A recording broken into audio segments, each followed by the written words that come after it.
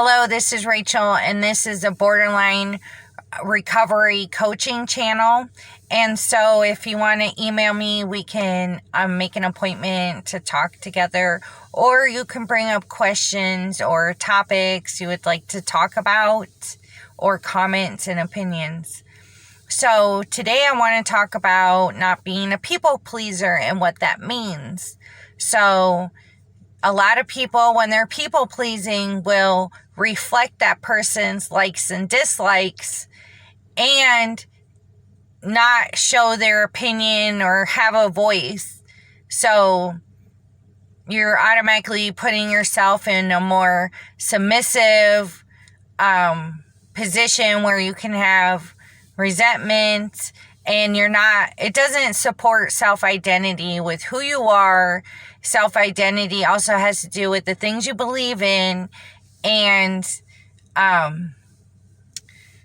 your voice. So you're gypping yourself out of what you believe in when you don't have a voice, because your voice and your opinions and how you feel make up a big part of you.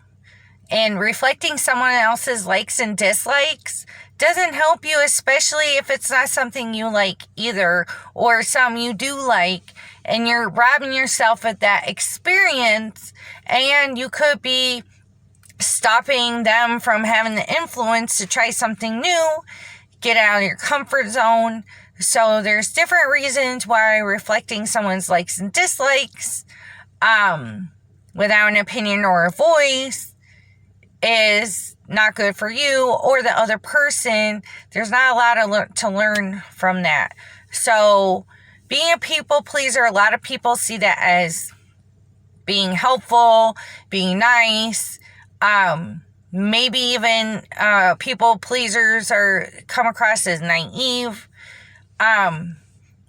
because they spend so much time doing things for other people, and so it's like you're a target because people know you're going to help. Somebody it could be their first day at a job, and they can tell already that you're going to do some of their work, or you're going to make them look good, or anything, get them promoted, anything that they notice, because you're a people pleaser.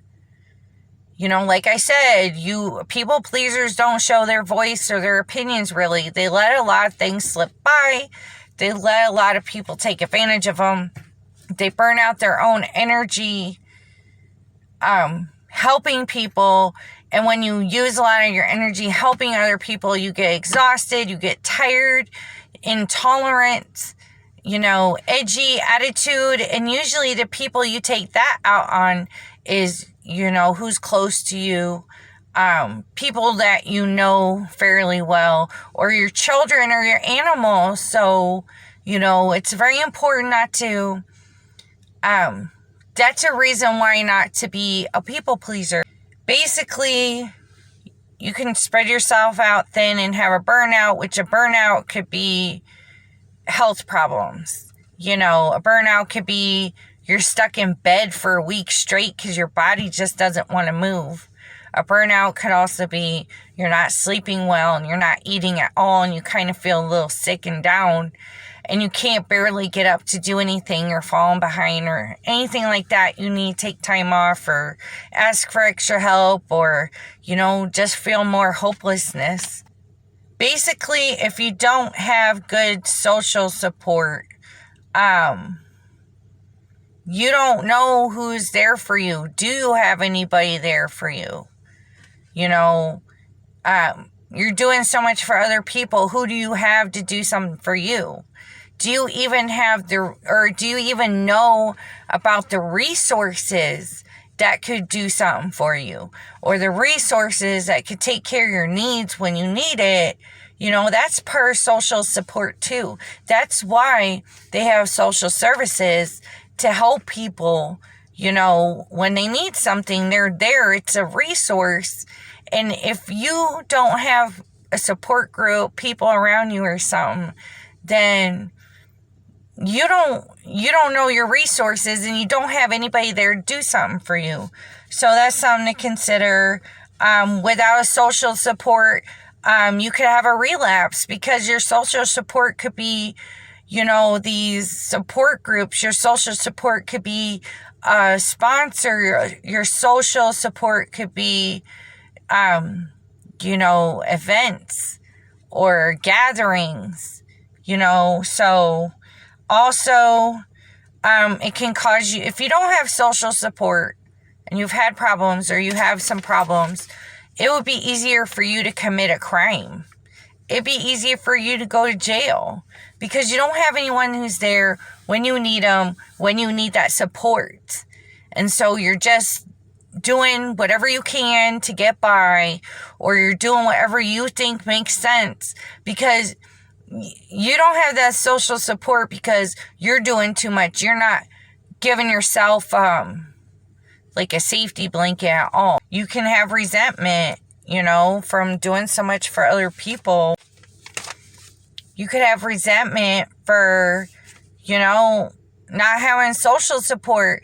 Oh, I do all these things for other people and they just not there for me, or they don't have anything offered to be a resource for me when I need the help. So it could cause resentment with the people you're helping, and maybe there are some that aren't taking you for granted and they just don't understand. But for the most part, people know what's going on.